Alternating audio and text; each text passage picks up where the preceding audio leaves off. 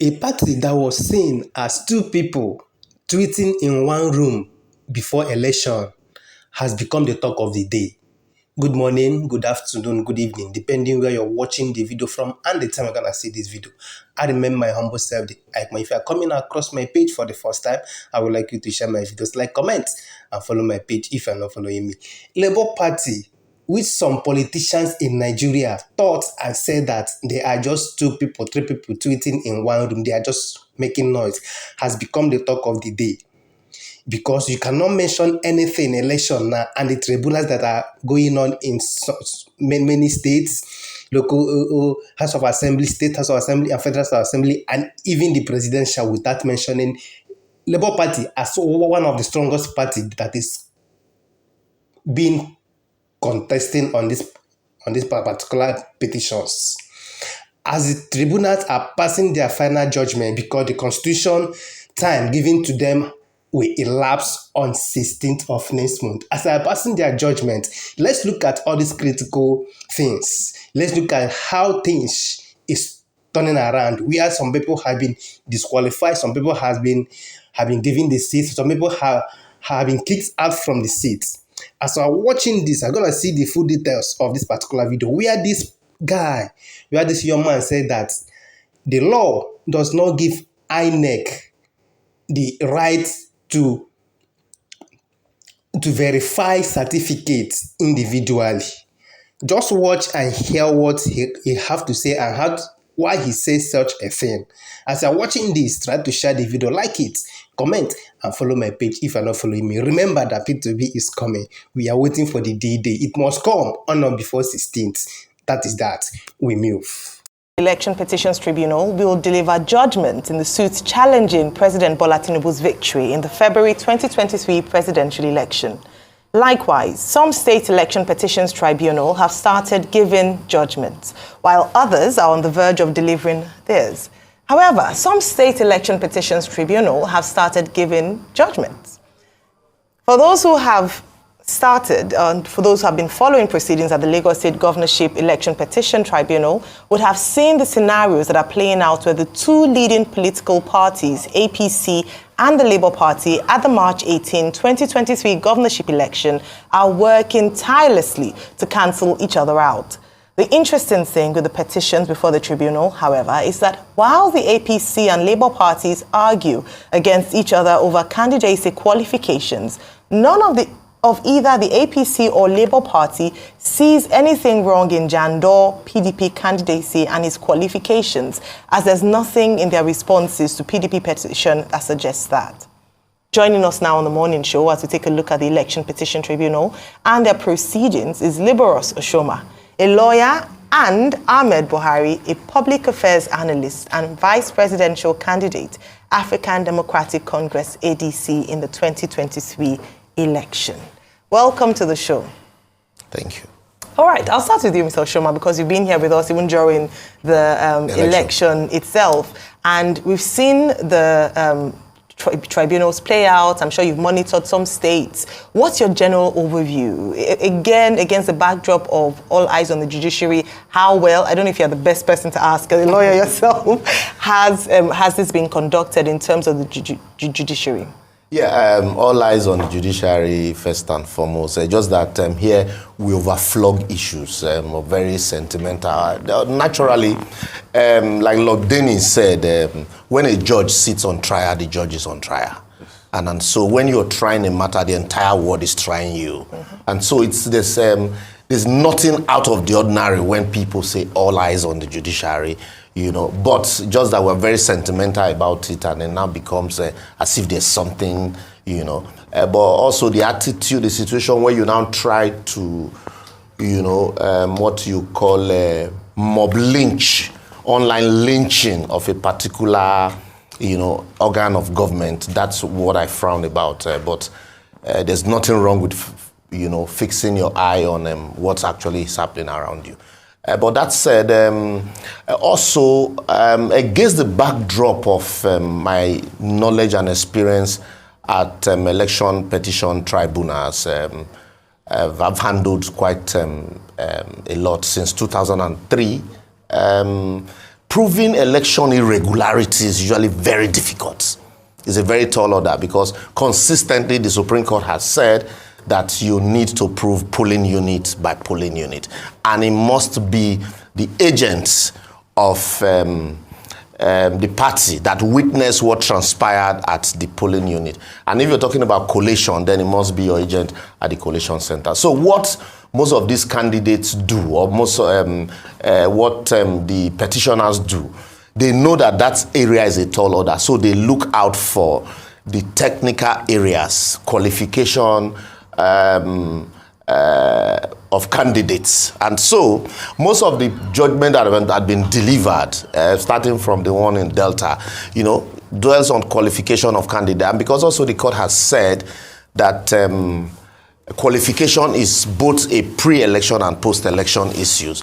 And so you find out that, so what petitioners do, they don't want to bother themselves with all of those tall orders of having to prove irregularity polling unit by polling unit, because it becomes a very difficult one. So they look out for, is this candidate qualified, where the primaries validly, conducted by people who should conduct the primaries, and at the qualification, at the certificates tendered by the candidates, are they verified, and where the certificate forged. So those are the issues they all look out for, because those ones are easy for you to prove. And one issue that consistently, even in the Lagos State Election Petition Tribunal, is that issue of qualification and membership of a political party. And so you see that, a recurrent decimal in most of the election tribunals, especially given the fact that, you had a new wind, a new kid on the block, that's the Labour Party.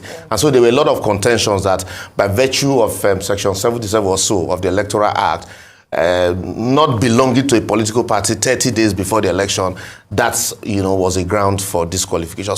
So these are most of the issues that, keep recurring, and then all of those things. Therefore, Lagos State, the issue, there was a contention also on the validity of the Nigerianness of the deputy governor. All of these are what the court will eventually rule on. Okay, so I'll come to you first, Ahmed.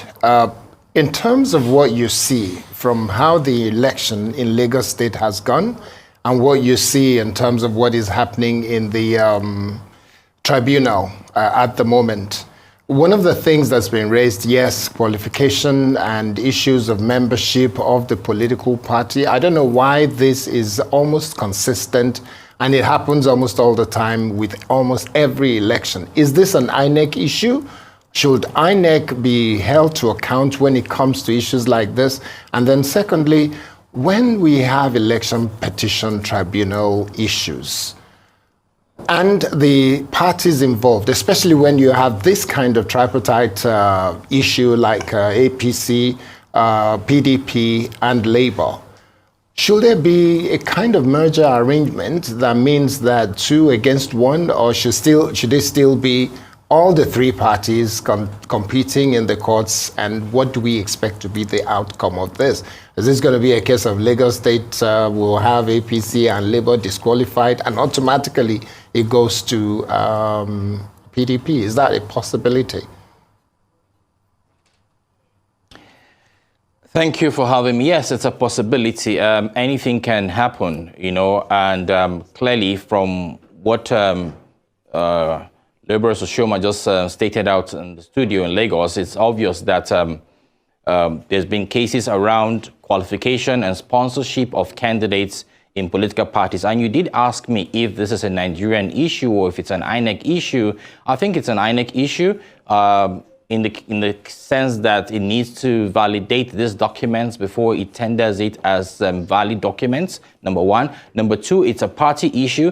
Political parties should not be in too much of a hurry to tender these documents without making sure that their aspirants are qualified to actually contest in primaries, because at the end of the day, you need a sponsor that is going to put you out there to contest for a general election. And then thirdly, it's a Nigerian problem. I think this is a wake-up call to all of us from politicians to people who have been inducted as ministers today, to ensure that every single step of the way you ensure that your documents are correct, from the names you use to how you use the names, because whether we like it or not, some of those names do look like they've been forged. We've seen the case of Delta State, where clearly the House of Rep member, Honorable Ngozi, has been actually disqualified by the tribunal on the grounds that he's not a member of the political party, Labour Party. It means that whether we want to look at it from any angle, if his name does not appear on the membership register of the Labour Party in Delta State, indeed, there is a problem. Similarly, I was going through documents from the Lagos State Tribunal, and I think the Jando PDP angle of the conversation at the tribunal did present certified true copies of the Labour Party's membership register, and clearly the name of the man who stood in favor of the Labour Party that was sponsored by the Labour Party, his name didn't appear on the register. So for many members of the Labour Party, they have been having this conversation and they say it's a pre-election matter and it cannot be discussed. But Section 177C of the 1999 Constitution of the Federal Republic of Nigeria, as amended, requires that you must be a member of a political party to contest or to be sponsored by that political party. Similarly, in Kano State, you cannot rule out Honorable Hafiz Bayero of the APC, who sent to courts, who took to the tribunal the NNPP candidates, on the honorable who won in NNPP, and said clearly that he has discrepancies in his certificates. And on that ground, the tribunal has actually sacked the NNPP candidate. And, you know, it's the same thing that the PDP is also presenting in Lagos State with regards to Governor Sanwo-Olu, who INEC was subpoenaed to come to the court to present the results that Governor Sanwo-Olu presented as his results in the 1981 WAEC that he sat for. And his name was not found because the name on that result sheet from WAEC has discrepancies with what he presented to the court. Ahmed, please, most of these matters are sub judice and are testimonies that are presented in court. We don't want to be fined for contempt of court. Please, let us allow the court to do their work. Yes, right? I agree with you totally. Please, Mr. I totally agree with you. And the reason why I'm bringing... I agree with you totally, and the reason why I'm discussing all of this is because these have become public documents that I have actually had the privilege to see. Until judgment, I don't think they are hidden anymore. Until judgment is delivered by the court, we can't discuss it. Even if it is public document at the moment, we can't discuss the details of papers or documents presented to court, so that we avoid getting into that situation where we run into problem with the court. So yeah, very quickly then, so that we can ask Liberos to expand on it, or let me quickly come back to Liberos, Ahmed. So Liberos, in terms of what we're looking at with this situation, Ahmed just said it's more of an INEC issue when you look at the qualification of people. What is it that INEC need to do to not allow us go through these challenges in courts and tribunals going forward? And what do political parties need to do? Because when somebody is contested first term, and then second term, you're discovering things that should have been sorted during the first term in office. First and foremost, I must say I like the fact that you had to stop Ahmed from testifying, on a matter that had already been testified. And also, I must say that at this stage, those documents are exhibits before the court, and so you can't classify them as public documents. If you are not a party in that matter, you can't even apply for CTC of those exhibits until judgment has been delivered. Then you can now say, okay, yes, you want to apply for documents that were tendered. So at that stage, I think it's too premature to go into the evidence that were, but we can discuss the fact generally. But that said, I don't, it is not an INEC problem, really. I shook my head when Ahmed said that. It is not an INEC problem. It is purely a political party problem and a Nigerian problem. There is nowhere in the law where it says that INEC will have to individually go verifying certificates that were tendered or that were submitted by candidates. Does it then mean that INEC does not need to do anything? INEC puts out a form, and that is why they request you to go make a deposition before a commissioner for oath that the information that you're giving is true and that you are not lying on oath. So that's all because if you're putting you're saddling them with another responsibility of individually going to verify, that's a huge fund. And so once they do that, the law now places a responsibility on the candidates of the party that contested with that, the candidate that was declared, or the contestant that, of the party that contested with the candidate in the primaries, to challenge every deposition made so far that they feel is wrong.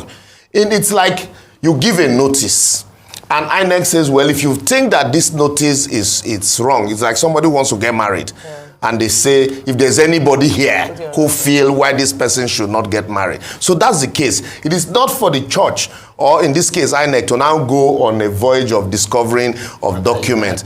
So if there is anybody within the party who contested, who feels that this information deposed to are not correct, at that point, that person has a right to challenge those information.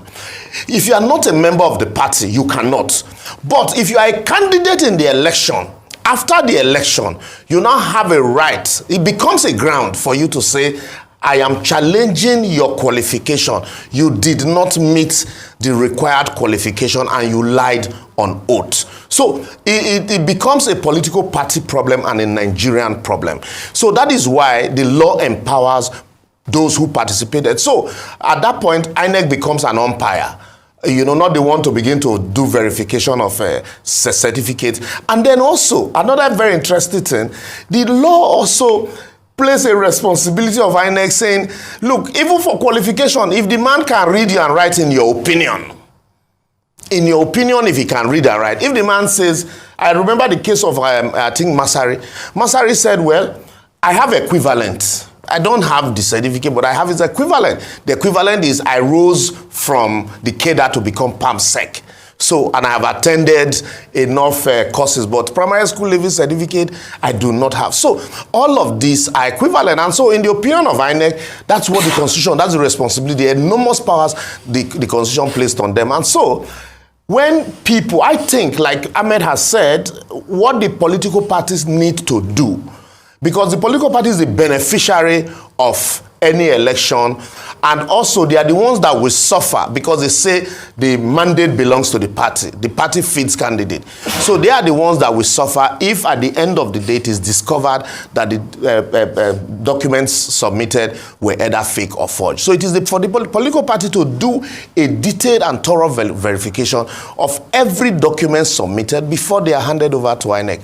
In the absence of that, you might just win an election and it becomes short-lived, because at the point of receiving a crown, or even after receiving the crown, the court says, well, like the case of Degi in Bayelsa State, and so the court had been consistent on that too.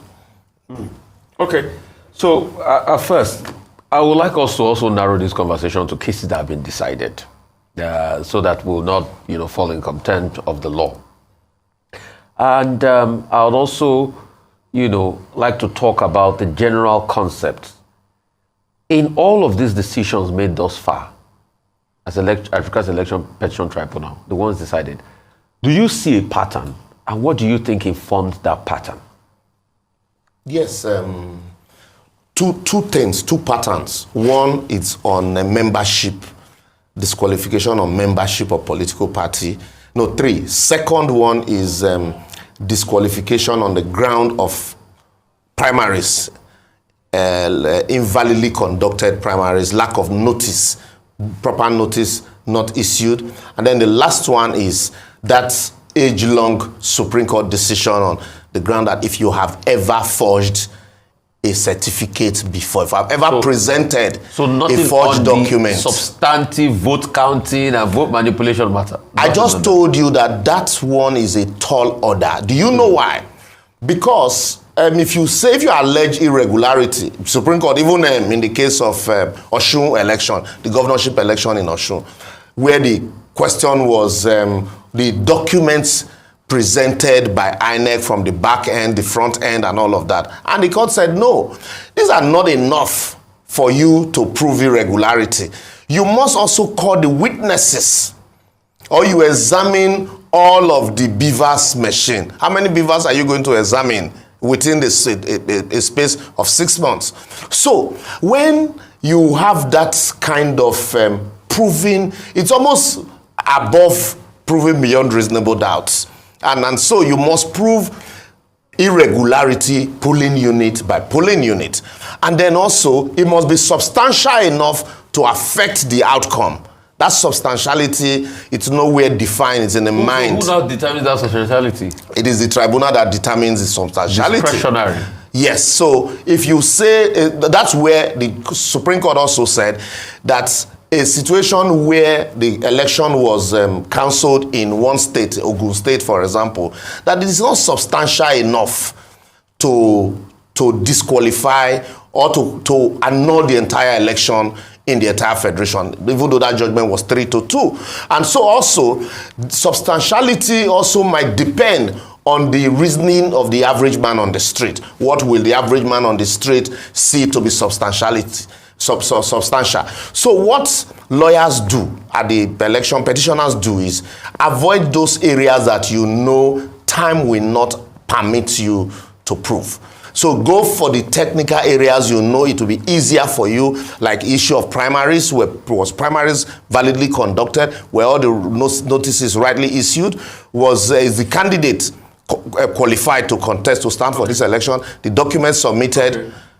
I quickly want to ask you a case. As regards that substantiality and in the election itself, can you quickly also, for legal learning, help us review the 2007 Supreme Court's ruling as regards presidential election that, and I'll come to you, Ahmed, please, I'll still come to you on this.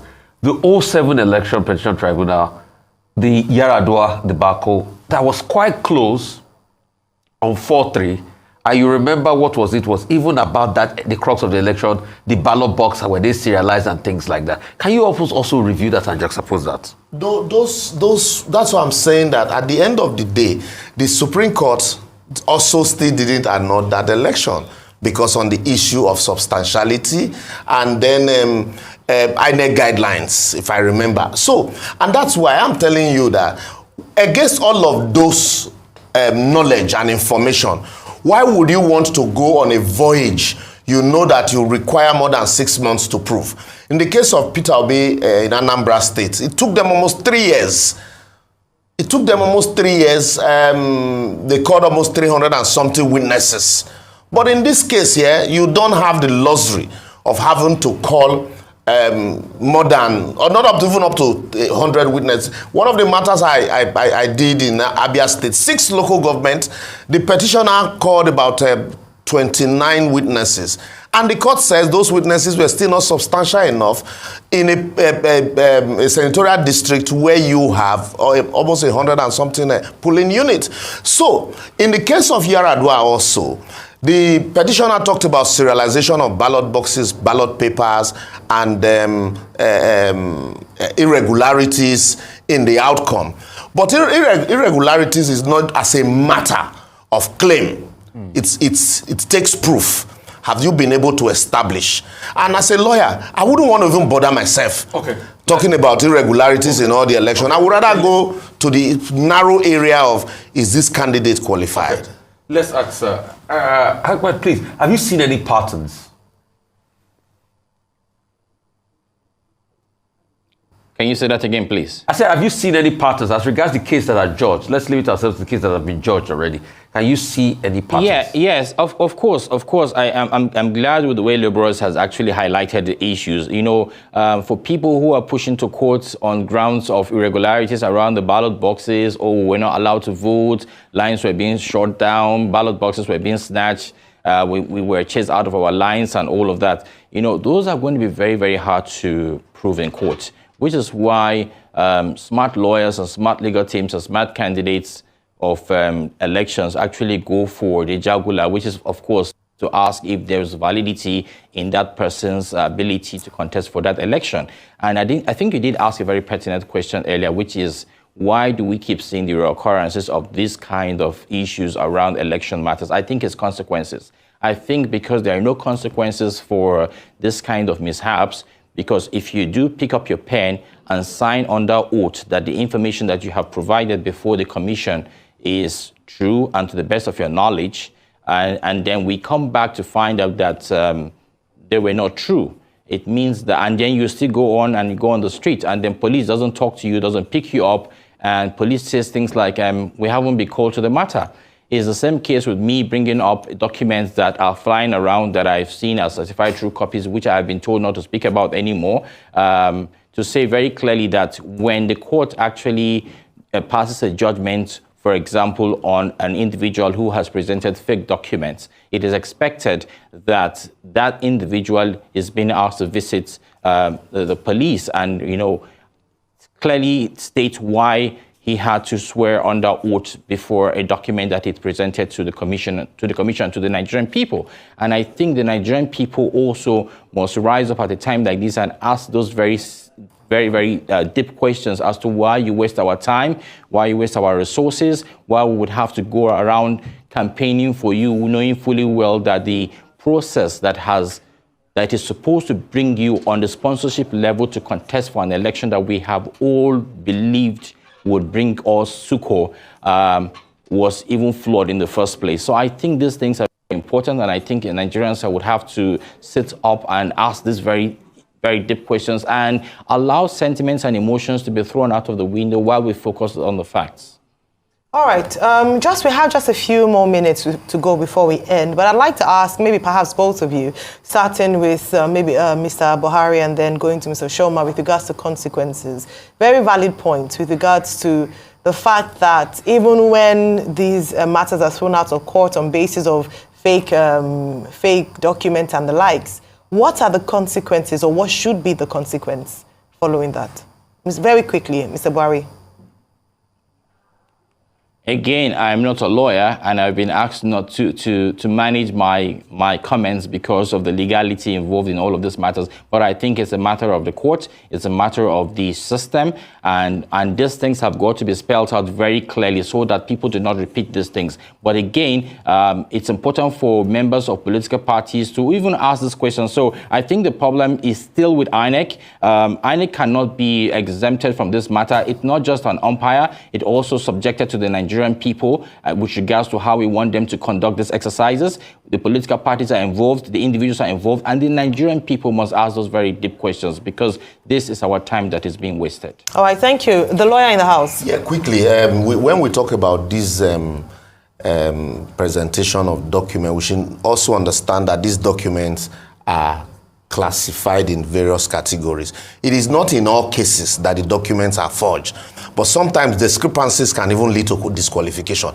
You remember the case of Degi. Yeah. It was discrepancies, and then the Supreme Court came up with a novel pronouncement that it ought to have been a deed of poll and not an affidavit. So in such case, you don't ask the person to go visit the police, but a situation where the document presented was clearly forged, that becomes a criminal matter. Yes. And once that happened, the consequences is that, the police should take up investigation, which we hardly see here. And then also, the major consequence for the political party is that at the end of the day, they gambled on a forged document, and then they are denied, access to the votes. All right, I think that's something we need to perhaps magnify a lot more with regards to, let it not just be that you lose the case at the election petition tribunal, but that there's a